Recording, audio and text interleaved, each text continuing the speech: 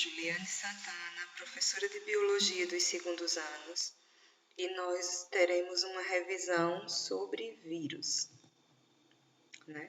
E nessa revisão nós vamos ver a classificação e a estrutura dos vírus e os vírus e a saúde humana.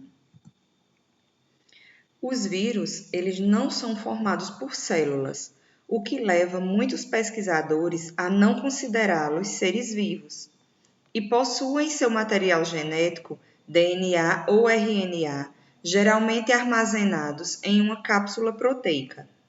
Se adotarmos a definição de ser vivo como toda entidade com material genético, capacidade de reprodução e evolução, podemos aqui definir os vírus como seres vivos, mas com características distintas. Então, como é que eu consigo caracterizar um vírus? Um vírus nada mais é do que um pedaço de DNA ou RNA, geralmente envolto ou armazenado em uma cápsula proteica. Eles são seres extremamente pequenos e simples, constituídos principalmente por proteínas e ácidos nucleicos.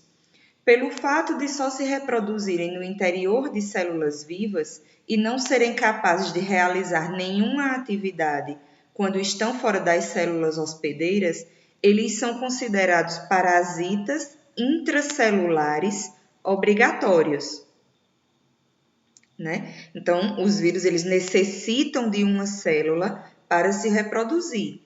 A partícula viral, quando ela está fora da célula hospedeira, ela é chamada de vírion. Cada tipo de vírus apresenta vírions de formatos característicos. Quanto à classificação e à estrutura dos vírus. Um dos modos de classificação possível para os vírus é com relação ao tipo da célula que se infectam. Mas essa classificação ela não tem muito valor taxonômico, é mais para a gente poder diferenciar mesmo. Que essa classificação se divide em bacteriófagos, que são aqueles que infectam apenas células de bactérias, e os fagos, que são aqueles que infectam qualquer outro tipo de célula. Além disso, nós também podemos classificá-los de acordo com o seu material genético, que seriam vírus de RNA e vírus de DNA. Então, aqui vocês conseguem ver a estrutura de um bacteriófago, que tem o capsídio, que é a cabeça, o pescoço, o colar, a bainha, a fibra da cauda, a placa basal e onde o DNA fica guardado. O capsídio ele é um envoltório proteico que protege o ácido nucleico, que pode ser DNA ou RNA, dependendo do tipo do vírus. E vocês conseguem ver também aqui a reprodução do ciclo lítico, que é o ataque do vírus a uma célula bacteriana, a penetração do DNA no interior da célula, a replicação desse DNA na síntese da captura de novas proteínas, a montagem de novos vírus e a lise celular com a liberação de novos vírus que irão atacar outras células da bactéria.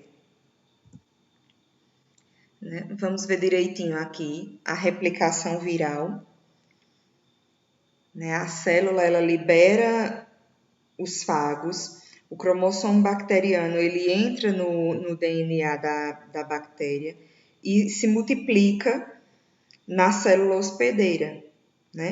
Ocasionalmente, o fago se solta do cromossomo bacteriano e inicia um ciclo lítico. As sucessivas divisões celulares geram uma população de bactérias portadoras desse fago.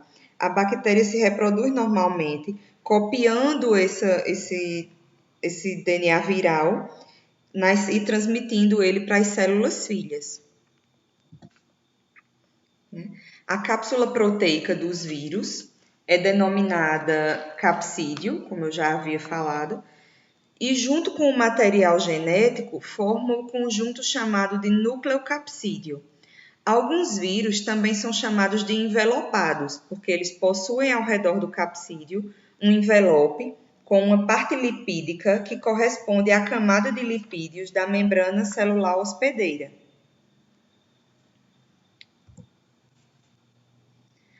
Os vírus e a saúde humana. Os vírus são causadores de diversas doenças que afetam os seres humanos e representam um constante desafio ao sistema imunitário ou imunológico. Isso acontece porque eles apresentam características que dificultam intensamente o trabalho de proteção do nosso corpo.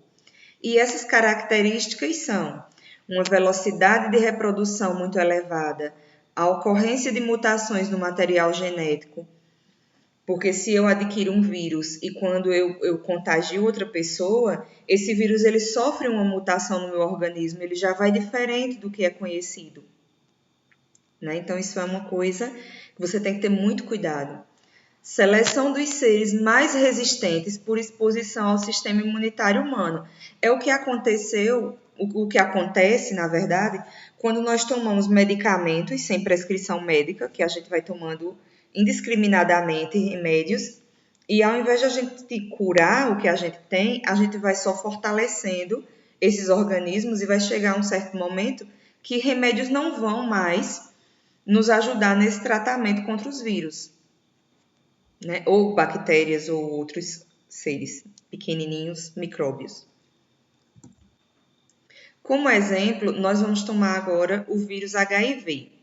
O vírus HIV, ele é o causador da AIDS, como todo mundo já sabe, e dentro do capsídeo desse vírus existem duas moléculas idênticas de RNA e algumas moléculas da enzima transcriptase reversa, a qual torna possível a produção, na verdade, de DNA viral a partir do RNA contido no capsídeo. Os vírus que possuem a transcriptase reversa e por isso são capazes de produzir moléculas de DNA a partir das moléculas de RNA são conhecidos como retrovírus.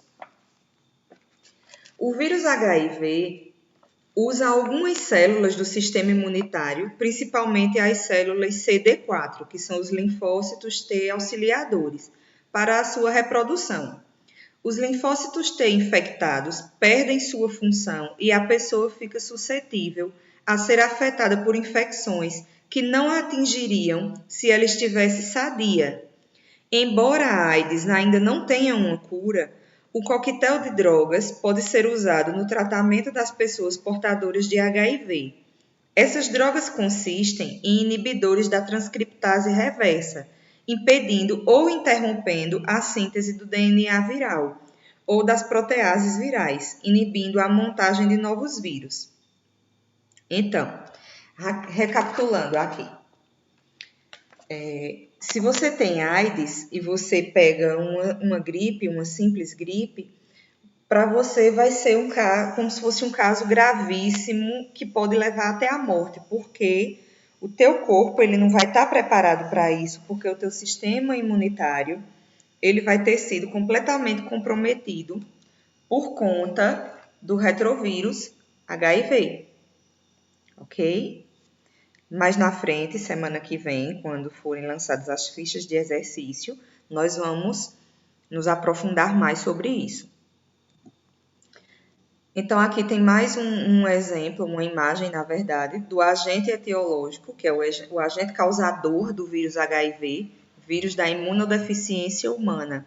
Vocês conseguem ver o envelope, a protease, a transcriptase reversa, o capsídeo e as proteínas do envelope, e onde tem duas moléculas de RNA, certo? Que é como eu expliquei antes, essas duas moléculas elas conseguem produzir o DNA.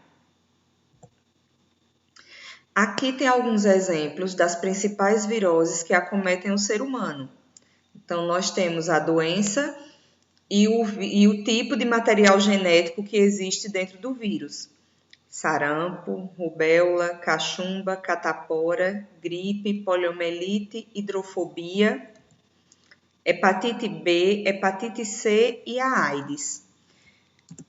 Vocês vão prestar atenção nesses quadros, copiá-los se possível, certo? Vou deixar um tempinho aí, vocês vão copiá-los ou salvar o vídeo para que possa ser usado nas atividades da semana que vem. Ok? Prestem atenção direitinho.